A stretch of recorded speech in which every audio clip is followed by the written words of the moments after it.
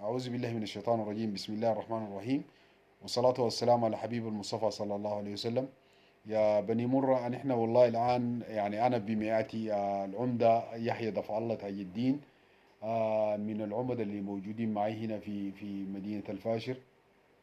وأنا حبيت أتكلم في الموضوع ده هنا والله، خصوصا في نقطة واحدة بس، واللي هو أساسا يا جماعة نحن والله كمراريد، يعني احنا مظلومين وتعبانين.